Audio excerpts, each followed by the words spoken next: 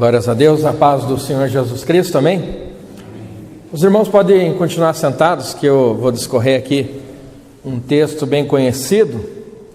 Ele é meio longuinho aqui, mas para que nós possamos compreender este propósito de Deus, no livro de Lucas, capítulo 15, a partir do versículo 11. O que Deus ministrou no meu coração é na questão da genealogia, ela condicional e incondicional.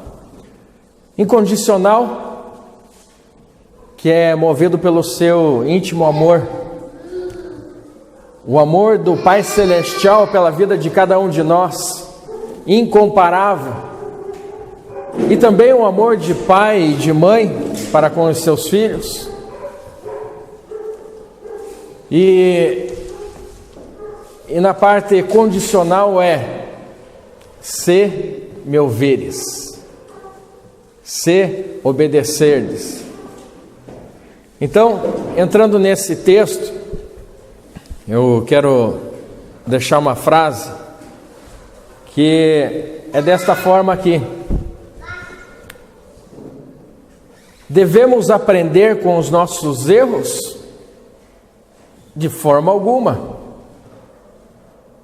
Devemos sim aprender com a verdade.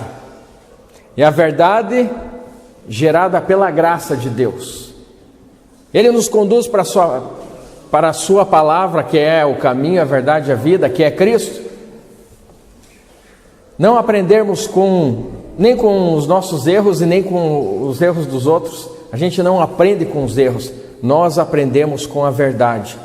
A verdade que nos liberta, esclarece muitas coisas, renova o nosso entendimento, liberta o nosso coração, transforma vidas. Se nós não estivermos neste caminho que é a verdade, nós estamos no erro, na enganação. Vai aprender o que com o erro e com a enganação? Nada. Vai continuar errando, escorregando, caindo e sendo enganado. Por isso, louvamos a Deus por este lugar aonde recebemos a sua genuína palavra. Então diz assim aqui neste texto do livro do Evangelho de Lucas, capítulo 15, a partir do versículo 11. E disse: um certo homem tinha 2 filhos. E o mais moço deles disse ao pai: Pai, dá-me a parte dos bens que me pertence. E ele repartiu por eles a fazenda. E poucos dias depois, o filho mais novo, ajuntando tudo, partiu para uma terra longínqua. E ali desperdiçou os seus bens, vivendo dissolutamente. E havendo ele gasto tudo, houve naquela terra uma grande fome, começou a padecer necessidades. E chegou-se a um dos cidadãos daquela terra, o qual o mandou para os seus campos apacentar porcos. Desejava encher o seu estômago com a comida dos porcos, que os porcos comiam e não lhe davam nada. E tornando-se em si, disse: quantos empregados do meu pai têm abundância de pão, e eu aqui pereço de fome. Ele tomou uma decisão. Ele disse: levantar-me-ei e irei ter com meu pai, e dir-lhe-ei: Pai, pequei contra o céu e perante ti. Já não sou digno de ser chamado de filho, mas faze-me como um dos teus empregados. E levantando-se foi para o seu pai, e quando ainda estava longe, viu o seu pai e se moveu de íntima compaixão, e correndo lançou-lhe ao pescoço e o beijou. E o filho lhe disse: Pai, pequei contra o céu e perante a ti, e já não sou digno de ser chamado de teu filho. Mas o pai disse aos seus servos: trazei-me depressa a melhor roupa, vestilho, ponde-lhe um anel na mão e sandálias nos pés. Trazei o bezerro cevado, matai e comamos e nos alegremos. Porque ele porque este meu filho estava morto e reviveu, tinha se perdido e foi achado. E começaram a se alegrar-se. E o seu filho mais velho estava no campo quando veio e chegou perto de casa, ouviu música e danças, e chamando um dos seus servos perguntou-lhe que era aquilo. E ele disse: veio teu irmão e o teu pai fez esta festa aí com um bezerro cevado, porque o teu irmão estava perdido e foi encontrado, foi salvo. Mas ele se indignou e não queria entrar. E saindo seu pai rogava-lhe que entrasse com ele. Mas respondendo ele, disse ao pai: eis que te sirvo há tantos anos, sem nunca transgredir os teus mandamentos, e nunca me deste um cabrito para me alegrar com os meus amigos. Vindo, porém, este, o teu filho que desperdiçou os teus bens com meretrizes, matar-se-lhe-á um bezerro cevado. E ele lhe disse: filho, tu sempre estás comigo e todas as minhas coisas são tuas. Mas era justo alegrarmos-nos e folgarmos-nos, porque este teu irmão estava morto e reviveu, e tinha-se perdido e achou-se. Amém? Glórias a Deus. Meus irmãos, nós vemos Adão na condição de filho, onde recebeu o melhor desta terra, e ele fez da mesma forma que o filho pródigo, com uma condição: ele não se arrependeu. Adão, ele não se arrependeu, meus irmãos. Aí nós vemos que Adão começou a gerar filhos conforme a sua espécie. Nós encontramos lá no livro de Gênesis 5:3, que ele começou a gerar filhos segundo a sua espécie. E vemos que nesta condição, ele gerando filhos conforme a sua espécie, nós começamos a perceber conflitos.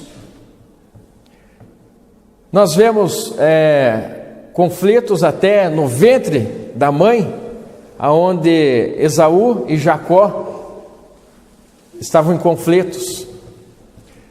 Nós vemos Deus também mudando todo o contexto daquilo que ele havia determinado, que ele colocou desta forma: a bênção era para o primogênito.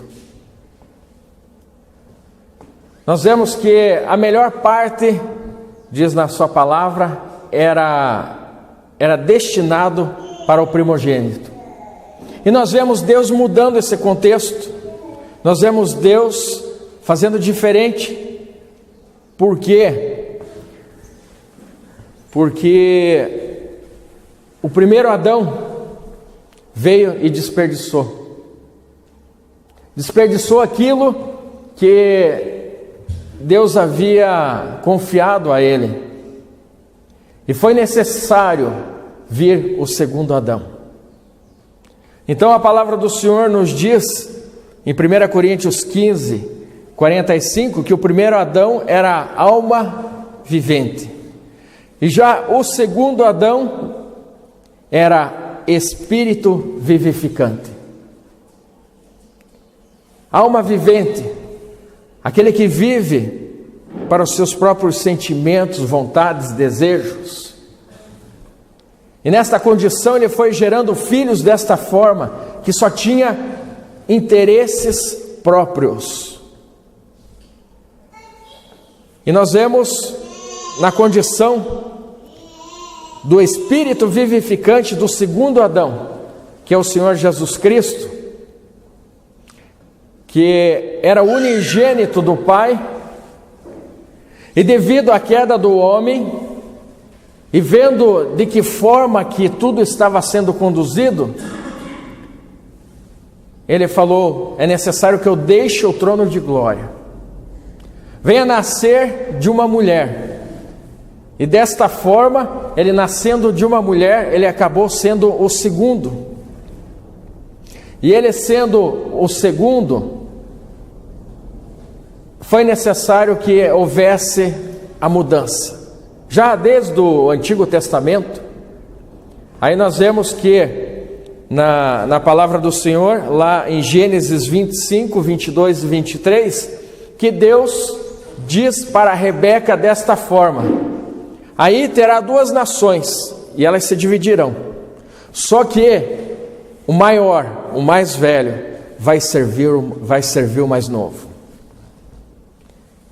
Ele mudou, ele transformou, porque em Deuteronômio e Levíticos diz assim, que a bênção era para o primogênito. Porém o Senhor Jesus Cristo, o unigênito, saiu da sua posição de único filho e veio para esta terra para ser o primogênito. E a palavra do Senhor nos diz que em Romanos 8, 29, a fim de que ele seja o primogênito de muitos irmãos. Então seria a partir de Cristo essa transformação. Glória a Deus. Aleluia. Bem, nós vemos aqui na condição onde lemos em Lucas 15, a forma que o irmão mais velho recebeu o irmão mais novo, o julgando. O que ele queria que o pai fizesse? Falasse: olha, você não tem mais direito nenhum e caia fora daqui.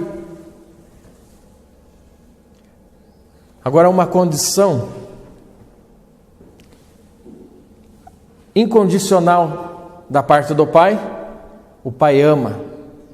Quantas vezes pais e mães fazem de tudo para acudir um filho, ainda que os outros julguem? Ah, desse jeito você vai estragar o teu filho. Não, estou demonstrando amor e não deixo de mostrar o caminho certo. Eu desejo que haja arrependimento. De que forma que aquele pai recebeu aquele filho? Falou: ah, não, você pode ser o meu empregado aqui então. Não, de forma alguma. Ele disse: troca rapidamente as vestes dele. Antes o abraçou e o beijou, se alegrou, falou: aquele que estava perdido. Até Lucas 19 diz assim, que o Filho de Deus, ele veio para buscar e salvar aquele que estava perdido. Nós estávamos perdidos, meus irmãos, mas ele nos resgatou. E ele, como primogênito, nos recebeu de uma forma diferente. Uma forma diferente daquele filho, do irmão ali daquele que se rebelou, que gastou tudo de uma forma.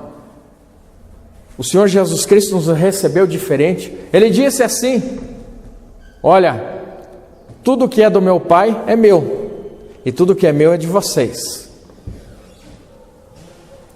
Então nós vemos a forma que o Senhor Jesus Cristo lidou conosco é muito diferente da forma deste irmão aqui de Lucas 15, o irmão mais velho, da forma que ele lidou com o seu filho, com o seu irmão mais novo. Porém o pai disse: troca as vestes, põe um anel dessa aliança no seu dedo. Eu tenho uma aliança de pai com filho. Troca então as alianças, põe uma sandália e vamos festejar, vamos nos alegrar. A palavra diz que há festas quando um pecador se arrepende. Nós nos alegramos quando alguém se arrepende e diz: eu quero mudança de vida, eu quero andar nesse caminho, que é o caminho do Senhor Jesus Cristo.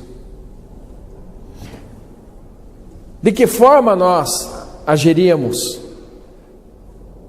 Se nós formos ver quantas vezes vem aquela situação da justiça pessoal, ainda que estamos dentro da razão, será que é a mesma de Deus, que age com compaixão, com misericórdia? Nós precisamos nos colocar da forma a qual o Senhor Jesus Cristo nos impôs. E essa forma que Ele nos impôs é uma forma pela graça, Ele nos ajudando, Ele produzindo em nós esta compaixão. Porém, nós devemos usufruir disso e agir nesta forma com o nosso próximo, porque a palavra do Senhor diz: se nós não tivermos misericórdia, Ele também não terá misericórdia de nós. Se nós não tivermos amor, Ele também não terá amor para conosco. Se nós não perdoarmos, Ele também não nos perdoará. Ele tem trabalhado no nosso interior, e trabalhando e gerando em nós pelo seu Espírito, e Ele deseja que nós venhamos alcançar esse nível. Muitos que saem do caminho e voltam são recebidos de uma forma errada. Ao invés de nós nos alegrarmos, fazermos uma festa, muitos pensam assim: vamos ver até quando vai durar, vamos ver até quando que vai permanecer. Isso não é fé. Fé é você crer naquilo que você não está vendo. Então, dentro desse contexto, nós vemos a forma que o Pai nos recebeu, e Ele tem nos ajudado, e vemos que o Senhor Jesus Cristo, sendo o primogênito e tendo o direito, Ele abriu mão desse direito para nos conceder nesta terra aqui todas as bênçãos. E Ele pagou um alto preço por isso, porque Ele foi até a morte, e morte de cruz, por cada um de nós. E Ele venceu a morte e nos concedeu a vida. Ele fez com que, quando nós estamos nele, nós realmente trazemos em nosso corpo essa marca, as marcas de Cristo. E Ele nos fez desta forma, de irmos até a cruz com Ele, de sermos sepultados com Ele e de ressuscitarmos junto com Ele. E como peregrinos nesta terra, porque aqui nós pagamos imposto disso, imposto daquilo, e se você não pagar, você perde. Então nessa terra aqui, se nós não honrarmos com os compromissos, nada é nosso. Agora, tem algo que ninguém pode tirar de nós, é a salvação. E esta salvação, é claro que quando o Senhor gera em nós esse desempenho, nós queremos honrar com os compromissos, queremos dar testemunho, queremos ser canal de bênção e de justiça de Deus nesta terra.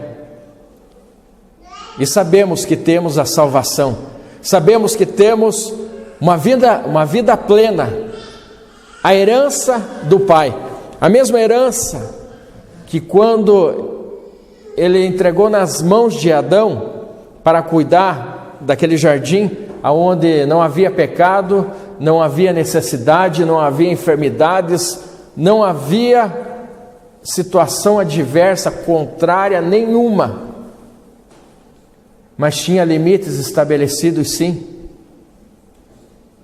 Esses limites estabelecidos, o Pai colocou em cada um de nós, que é o livre-arbítrio de nós decidirmos. E nós podemos decidir sim. Podemos decidir sim a estarmos nesse caminho honrando a Deus. E como filhos, honrarmos o Pai e honrando também os nossos irmãos. Recebendo o nosso irmão de uma forma diferente da qual esse aqui recebeu. Vemos a competição, vemos quantas coisas nós que temos mais de um filho, vemos situações, apaga fogo aqui, apaga fogo ali, e para que conduza tudo em paz. Muitas vezes ouvimos: você prefere aquele do que esse. Não preferimos aquele ou esse, mas uma coisa nós temos certeza que há diferença quando parte de um ou de outro, em questões de respeito, em questões de reconhecimento. E não há diferença para pai e mãe. Aquele é meu preferido. Vemos aqui no Antigo Testamento que Rebeca tinha mais apreço pelo seu filho Jacó do que Isaac por Esaú. Nós vemos que tinha essa diferença sim, mas eles não tinham o Espírito Santo, e nós temos. Não precisava Rebeca incentivar a Jacó a fazer aquela artimanha. Olha a consequência que ela colheu. Fazer aquela artimanha para ser abençoado. Não precisava. E nós vemos essa batalha, quando é uma batalha na carne, nós vemos, aliás, essa batalha nós vemos assim, trocando situações por um prato de lentilha, brigando por causa de um pedaço de sobremesa, coisas pequenas, e nós temos que estar ali lidando com essas coisas. Não é diferente, meus irmãos, dentro do templo da casa de Deus. Esse ali tem mais oportunidade do que eu. Aquele ali, meus irmãos, nós precisamos aproveitar as oportunidades que o Senhor nos concede para, bem-aventurados são aqueles que servem uns aos outros. Não estamos aqui para ser servidos, e sim para servir, ceder. Estamos aqui para... A palavra do Senhor diz assim: os últimos serão os primeiros. Então, nesta condição o qual o Senhor nos coloca, e tenho certeza que Ele nos fornece essa condição, Ele não impõe, Ele não nos obriga, Ele não nos deixa de castigo, meus irmãos, mas Ele nos ajuda, Ele nos concede do seu Espírito para que haja arrependimento. Não colhemos consequências quando há arrependimento. E o Senhor tem o prazer de nos abençoar como filhos amados. O Senhor tem a alegria de nos ajudar. Que nós possamos reconhecer isso. Que não sejamos como esse filho que falou assim: Pai, eu sempre estive do teu lado e o Senhor nunca me deu nada. Que não reconhece, ele podia usufruir de tudo aquilo. Como o pai falou, tudo que é meu é teu, você pode usar. E veja, o pai tinha repartido para os 2 filhos a parte igual. Só que um desperdiçou e o outro não usufruía, porque estava com a mente cauterizada. Não sabia e não conseguia enxergar naquilo que ele podia usar, naquilo que ele podia se alegrar com o coração satisfeito. Então o Senhor nos ganha pelo coração, não pelo nosso intelecto. O Senhor, Ele nos atrai e Ele trabalha em cada um de nós através da humildade de cada um. E para alcançarmos esta humildade é só se humilhando diante do Senhor e falar: Pai, nos perdoa e nos ajuda a te honrar. Eu agradeço a oportunidade.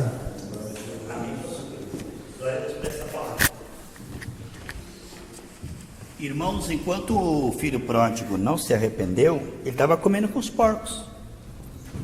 Quando ele se arrependeu, parou de colher os efeitos. O irmão mais velho disse: você se arrependeu, mas tem consequência. O mais velho era perverso: se arrependeu, mas tem que pagar.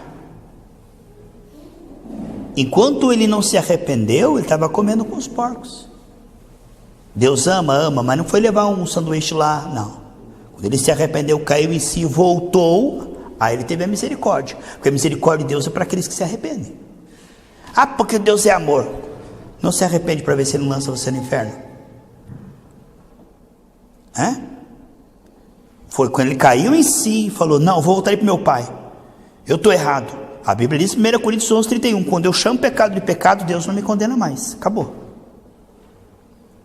Não há consequência de pecado, pastor Geraldo. Mas o filho mais velho diz: Se arrependeu, mas tem consequência, tem que pagar. Não é assim, perdão, agora não deve nada. Não, tem que pagar. Mas Jesus já pagou.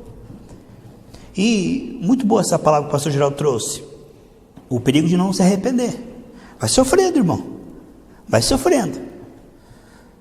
Caim teve inveja do irmão, dali para frente só deu errado. Isaac, por que ele foi abençoado? Porque Ismael não se arrependeu de perseguir o seu irmão. Nem Agar se arrependeu de ficar falando mal de sua patroa. Falta de arrependimento, Agar e Ismael foram mandados embora. Era o primogênito, mas perdeu tudo. Não era gerado do Espírito. Depois de Isaac e Jacó e Esaú não se arrependeu. A Bíblia diz que com lágrimas ele procurou, mas não se arrependeu. E depois de Jacó, o primogênito era Rúben, mas ele não se arrependeu de deitar com a sua madrasta. Então Deus escolheu Judá. Israel não se arrependeu. Deus falou, então eu vou pegar os gentios. Está entendendo? E disse assim, se vocês não se arrependerem, eu também vou rejeitar vocês. Não pense porque eu rejeitei eles, que eu também não vou rejeitar vocês. Se não se arrepender, todos perecerão. Lucas 13:13. O arrependimento é um presente? É. O arrependimento é maravilhoso? É. Só que está fora de moda e fora das pregações. 99% é a Lisabel. Deus é amor, pode continuar pecando, porque Deus compreende. E arrependimento não é só remorso, faz de novo, remorso, faz de novo. Arrependimento é, Senhor, eu não recebi apenas o perdão, eu recebi poder para parar com isso. Outro dia eu postei, você está arrependido, mas não a ponto de parar com isso, né? Aquele arrependimento de, Deus, me perdoa, né? Isso não é arrependimento, isso é o remorso daquele que se matou e suicidou, Judas, né? O arrependimento foi de Pedro, que mudou de vida. Que Deus nos ajude, amém? Então, nós possamos ver o perigo de não se arrepender. Deus amava, mas Ele não foi lá levar 10 para o filho pródigo. Deus foi atrás da ovelha perdida? Foi, mas não foi atrás do filho pródigo. Ele saiu porque quis, virou as costas porque quis, saiu da posição. Você saiu com as tuas pernas. Deus não sai do trono. Te amo? Amo. Mas você vai ter que se arrepender e voltar. Quando você chegar aqui, a misericórdia está te esperando. Mas você acha que Deus iria ter misericórdia do filho pródigo se ele não se arrependesse? Deus iria fazer vistas grossas e Deus não se contamina, irmão. Se eu e você não se arrepender, Deus nos ama, mas nós vamos para o inferno. Então que Deus possa mostrar a seriedade do perigo de não se arrepender. Hoje vemos uma sociedade, o problema não é o pecado, porque todos pecam, infelizmente, irmão. Todos nós, até involuntariamente, até por pensamento. É o destemor, é não se importar com o pecado, é não tomar atitude, como se de repente o coração para de bater e para, não sai do inferno, irmão. Qualquer momento nós podemos partir, vamos viver hoje como se Jesus viesse hoje. Então hoje vimos a falta de temor. Estou fazendo sim, não dá nada, o que tem? E ninguém me corrige, né? Diz que a Bíblia de alguns é assim, tem 2 páginas, Silvano, assim, ó, não me julgue, fim, pronto, é só isso que tem a Bíblia. Faltando amor, não me julgue, nada a ver. Aí outra página, fim. Só isso que tem.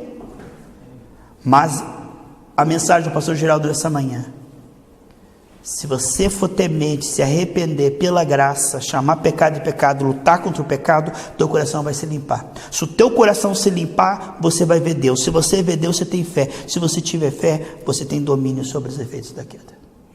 Porque uma pessoa que tem um coração sujo já não tem fé não. Aquele que está com consciência contaminada e culpada não tem fé não. Mas aquele que se limpa, ele tem fé. E aquele que tem fé, ele ora com fé e Deus confirma. Portanto, a fé nasce num coração limpo. E a limpeza é pelo sangue, o sangue pelo arrependimento. E o arrependimento pela palavra genuína. Se estiver ouvindo uma palavra lá que não fala, porque uma vez tinha um casalzinho, irmão, que estava aqui conosco. De repente o irmão sumiram. Aí eu fui ver que eles foram para uma igreja onde não se prega contra a fornicação, não se prega contra sexo fora do casamento, não se prega absolutamente pecado. Lá eles eram evangélicos, lá eles estavam servindo a Deus, lá eles também eram crentes, lá eles também estavam felizes, e lá eles podiam continuar na fornicação sem ficar ouvindo do púlpito essas coisas. Aí, opa, achei uma igreja boa. Mas fica na porta estreita, irmão, porque Jesus está voltando, amém? Vamos se colocar em pé.